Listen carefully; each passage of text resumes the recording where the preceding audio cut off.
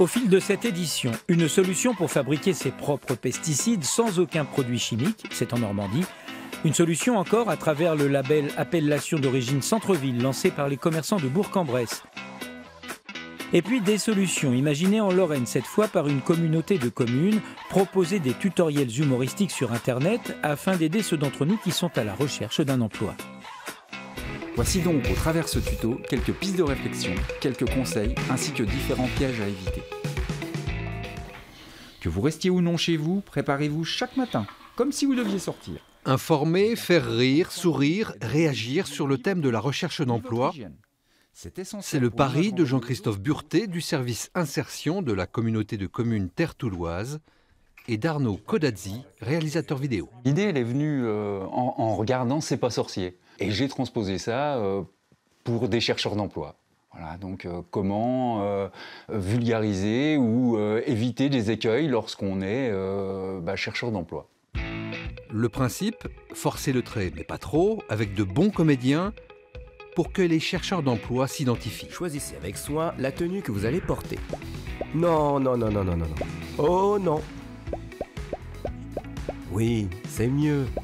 N'en faites pas trop. On donne des conseils un peu sur la procrastination par exemple, ou la tentation d'aller sur Facebook quand on bosse toute la journée sur l'ordi. Alors on en parle pour les demandeurs d'emploi, mais en même temps ça nous concerne tous, quoi, parce qu'on en est tous là. Et quand on n'a pas un programme très précis dans la journée, c'est hyper difficile de se lever à 8 heures. Moi le premier, quoi, vraiment. Je ne travaille pas aujourd'hui. Et la vidéo, ça montre tout. Les défauts, les trucs à faire, à pas faire. C'est un support aussi révélateur que provocateur de réaction. De toute manière, c'est un vecteur d'insertion sociale et professionnelle.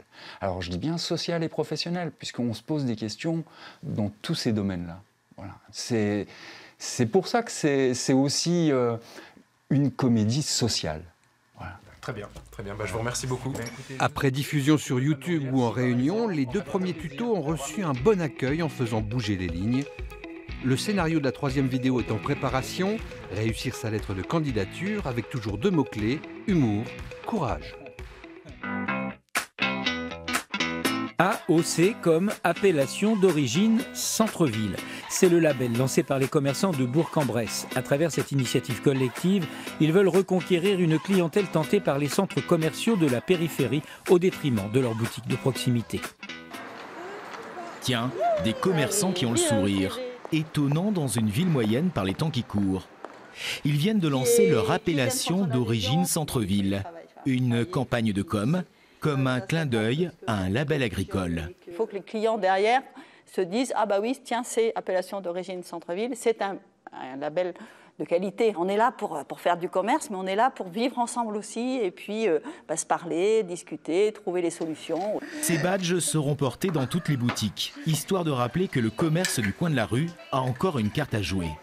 Par rapport à la vente sur Internet, même par rapport aux centres commerciaux, eh bien, écoutez, il y a le service après-vente, tout bonnement, en cas de retour, en cas d'échange, en cas de retouche. Certains diront que la méthode Coué est ici à la mode, alors que la cité a perdu des enseignes, que les chiffres d'affaires sont souvent moroses. Mais dans ces magasins, on a encore une bonne raison de croire en l'avenir. D'ici à 2 ans, un nouvel espace commercial sortira de terre, le Carré Amiot, 4500 mètres carrés pour attirer le chaland. Nous y croyons, oui. Ce centre commercial, en cœur de ville, va contribuer à élargir notre centre-ville, à donner une nouvelle envie aux gens d'y venir, parce qu'ils trouveront justement des enseignes nouvelles. Et une fois qu'ils seront ici, on est au cœur de ville, et ce sera un des éléments d'attractivité du centre-ville de Bourg-en-Bresse.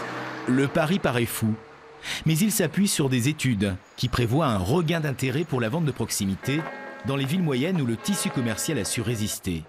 Et là, tout le monde n'est pas logé à la même enseigne en France. Et si l'on fabriquait soi-même ces pesticides, c'est possible et c'est bien plus sain. À Écardanville-sur-Eure, en Normandie, agriculteurs ou simples jardiniers du dimanche sont conviés à participer à un atelier dont tout produit chimique est proscrit. Et Danielle Grimbert délivre les bonnes recettes pour se passer des molécules chimiques. Elle alerte et agit contre les pesticides. Face à elle, des amoureux du jardin. Ces femmes et ces hommes préfèrent avoir recours à des techniques alternatives pour soigner leurs légumes et leurs fleurs. Il est préférable de mettre le verre d'abord, puisque ça flotte et ça remonte. Sinon, vous ne verrez jamais la quantité de ortie que vous mettez dedans. Première recette de base, celle du purin d'ortie, un produit naturel très utilisé. Employer des techniques de jardinage au naturel est une bonne méthode selon Daniel. C'est de soigner des plantes qui seraient malades ou tout simplement, la plupart du temps, d'apporter des éléments nutritifs pour que la plante se porte mieux et ne soit pas malade. Muriel prend soin d'un petit potager depuis 20 ans. Elle est venue pour connaître les meilleures techniques pour lutter contre les pucerons et le mildiou. Mais elle refuse d'agresser la nature. Il y a 20 ans, j'utilisais certains produits pour désherber les allées. Mais là, maintenant, jamais plus je ne ferai ça. Parce que, bon, je sais que c'est très mauvais pour l'environnement. Tout ça va dans les nappes phréatiques. La consoude, la prêle, la fougère ou l'ortie peuvent protéger ou fertiliser un jardin sans polluer. Selon Philippe, les jardiniers amateurs ont parfois la main lourde en matière de pesticides. On joue la tranquillité. Hein, on dit en surdosant, je vais être tranquille et j'aurai pas de problème.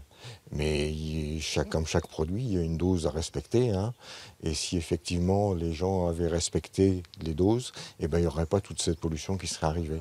Ces jardiniers ont tous plus de 70 printemps, mais ils assurent mener ce combat au profit des générations futures.